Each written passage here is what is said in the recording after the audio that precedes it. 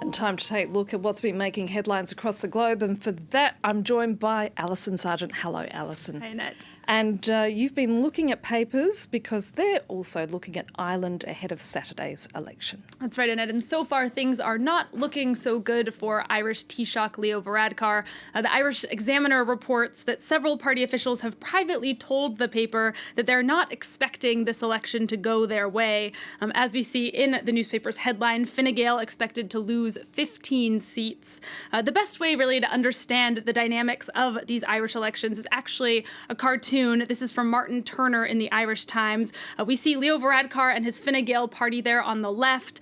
He's neck and neck with Fianna Fáil leader Michael Martin. They are traditionally Ireland's two leading parties, but you can see it looks like they both might be beaten by Mary Lou McDonald of Sinn Féin, represented by that turtle. Sinn Féin has been leading in the polls. She has a very big obstacle, you'll notice, though, tied to her ankle, and that is her party's IRA legacy.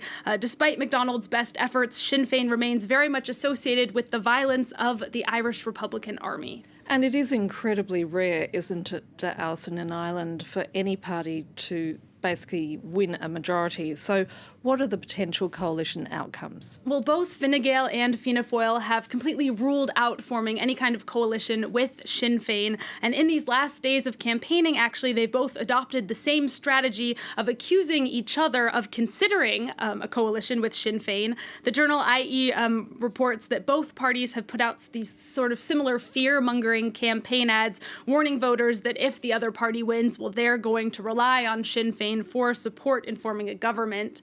Meanwhile, a columnist in the Irish Independent warns that one very real possibility is the need for further elections, an outcome that they say would be very bad news for Ireland as it's facing Brexit. They say maybe Fianna Fáil can pull off a rainbow coalition. Otherwise, they might need to make a grand coalition with Fine Gael, or the paper says maybe one of the two parties will ultimately decide to go against the campaign promise they're making and actually go ahead and break that taboo and work alongside Sinn Féin. Now, from Ireland's election to the US campaign trail, and we finally, dare I say, have some results for the Iowa caucus.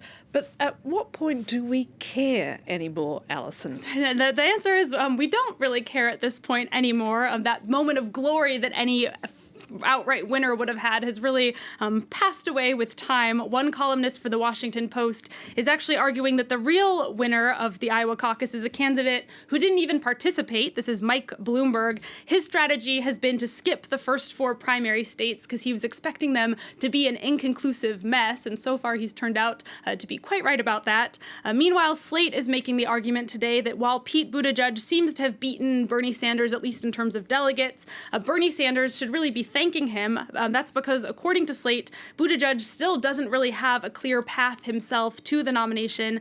Meanwhile, in Iowa, he cleared out Sanders' competition by taking votes from both Warren and Biden. And indeed, Joe Biden in particular really was sort of the clear loser in the Iowa caucus. His campaign is reportedly somewhat in crisis mode over in New Hampshire now. He hasn't even been seen in public. And as we see in this somewhat ageist cartoon from Scott Stantis, Biden is trailing way behind everyone else, and he's saying, hey, wait up for your front runner. Okay, now moving to China, where papers today are paying tribute to that doctor who died after being among the first to sound the alarm over the coronavirus outbreak. That's right, Dr. Li Wenliang, a man who really became the sort of face and conscience of this crisis. A Hong Kong paper, the South China Morning Post, reports that social media is awash with anger over his death. In late December, Li tried to warn other doctors that his hospital was seeing patients with sort of a SARS-like virus.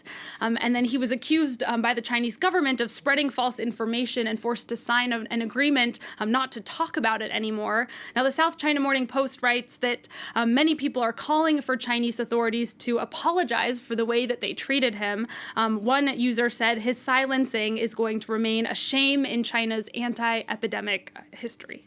And as the fight against the virus continues, we're also hearing about some incredibly surreal stories of mass quarantine, not just within China, but in other parts of the world too. That's right. Many viewers have probably seen the report of this sort of dream cruise that turned into a nightmare in Japan with passengers trapped in their cabins. The Guardian is talking about another sort of surreal situation today. More than 140 people who are being kept in a sanatorium in a Siberian forest, patrolled by Russia's National Guard. The strangest thing about these quarantine cases is that while they should be sort of solitary experiences, they've actually become quite public because people have been sharing their experiences on social media. In this case, people have been documenting their diets and exercise routines. One person reportedly even had a question and answer session with people on the internet while they were locked in their room.